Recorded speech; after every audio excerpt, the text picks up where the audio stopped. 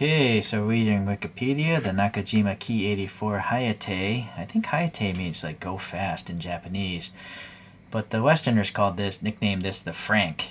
What's up, Frank? Anyways, it was produced between 1944 and 45, so the latter part of World War II, and over 3,500 of them were made. It had a length of almost 10 meters and a width of a little over 11 meters.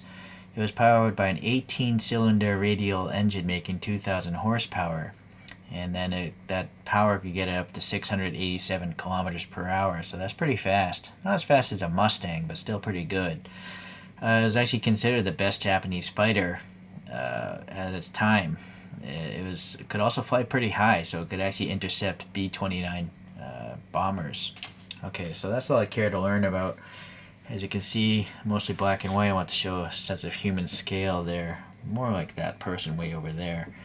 But you can see the panels are warped and all that stuff. So, and it's interesting that this dude is flying with the cockpit open. Obviously, maybe at 200 miles per hour, not... Anyways. Let's get into this. So packaging wise is quite nice. You got this little rendition here, and you also have images of other products. This is number 2 in their little cute plane kit series, and they give you stickers or decals. I obviously went with the decals myself. Even on the inside of the box, you can see here. Now unfortunately, this is almost, I can't find this for sale, number 6, and that's pretty, well, it's just not a good looking model, so I don't know if I'm going to get that, but that one is coming down the pipeline, so keep an eye out for that. This one's coming down the pipeline. I've already reviewed that. Alright, so anyways, you can get some paint codes for Tamiya paints here. That's what XFs is. So those are alcohol-based paints. I use Vallejo myself. Alright, so the box is good. Here are those stickers, but I don't know what I'm going to use those for. I'm going to save that if I ever put it on a flight stand. And then it came with another cockpit panel here. This is the flat one. That should have the decal, but I think I put in the one with ridges. That's actually more detailed, so I probably should have used this, or maybe this is, well, we'll have to see. Instruction wise, yeah, it's pretty good. It's not many parts, which is also pretty good.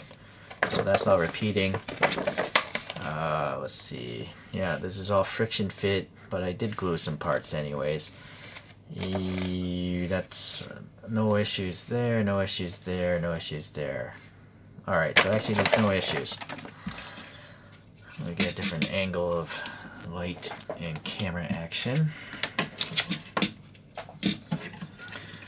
I drilled out a 3mm peg hole in case, well actually I'm going to put it on a stand, so...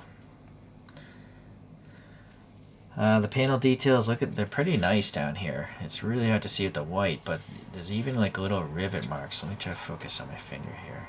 See? Little tiny rivet dots. I think this is the best brand of model kits that are deformed airplanes. Not the best deformed airplanes, but model kits of deformed airplanes. Anyways, there's 2 halves here, but this wing spans both of those halves, so that's why there's a seam line here. I did use some putty to fill those in. But not enough here, obviously. Or I think this actually broke after the fact. Well, anyways.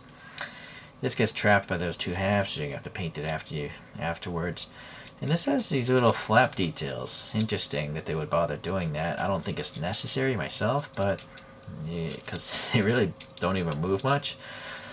Anyways, yeah, unfortunately, you can see the bubbling of this decal. The reason why is I put the decal on, I rattle canned clear coated it, and that, you know, the solvent tore this thing up. I lucked out on this side, but don't rattle can decals. That's the learning lesson there. Propeller can spin. There's some engine details back there. I had some black paint in there. No, maybe it's just left alone. I 3D printed my own little character because the cockpit's so big. I wish these things came with characters, but they do not. And there's the decal, and I just used a bunch of Tamiya super strong mark setting fluid decal softener to get around, I think, those 3-dimensional dials. Yeah, that is the 3-dimensional dial piece, but the cockpit's a little blurry, so it's hard to tell. So yeah, I should have really put in this one instead, and the decal would have laid on flat. So be careful of that. Yeah, this is 2 pieces, so for some reason, if you wanted to, you could remove this. I think I have it good in place though, so not going to happen right now. I also just added some black paint here for the exhaust. They're just flat surfaces. I suppose if you had a hobby drill, you could drill those out, but I didn't bother. My masking job, not the best. Masking off the top from the bottom, but good enough. It's an egg plane, or a deformed plane, so not too concerned about detail or finishing it really perfect. It's not a realistic model, and that's cool for me. Alright, so from the same brand we have the Messerschmitt BF109, which has a Hasegawa figure in it. And then we have the Focke-Wulf FW190, which I 3D printed a Snoopy character. And they all have the same kind of, deformation. The wingspan on this is maybe excessively wide. It's around, if I had to guess, 12.5 centimeters wide, whereas these are more like 11 or 11.5. So they could have made the wings, I think, more narrow to make it look even cuter. Actually, on all of them, I think, but at least they look better than the egg planes. So let me show you an example. The Mitsubishi Zero here by Hasegawa, the egg plane, it literally looks like an egg with wings attached to it, which is definitely very, very deformed. It's just that it looks less like an airplane, right? It's just kind of weird, and also it's just the surface looks like an egg. There's no panel lines at all, whereas this is just got the rivet details and all the panels and all that stuff. So yeah, it's just superior. Also, the cockpits are easier to mask off, and I used liquid mask on this one because the ridges are higher, whereas the ridges on these are so faint it's really difficult to paint those canopies. I think this head is from a Freedom model kit. So the cockpits are really small. So yeah, if I were to pick, if I only could pick one deformed airplane, it would be by Tiger and not Hasegawa. Hasegawa needs to do a better job, I think. It's weird that I'm critical of something that almost no one will buy. But if you're one of those rare people, yeah, I would go with Tiger over Hasegawa any day now. That's what I've come to realize. I mean, I still will buy probably all the Hasegawas just because I like deformed stuff, because you don't have to take it so seriously. Alright, let's see. I think I have a background of a sky here.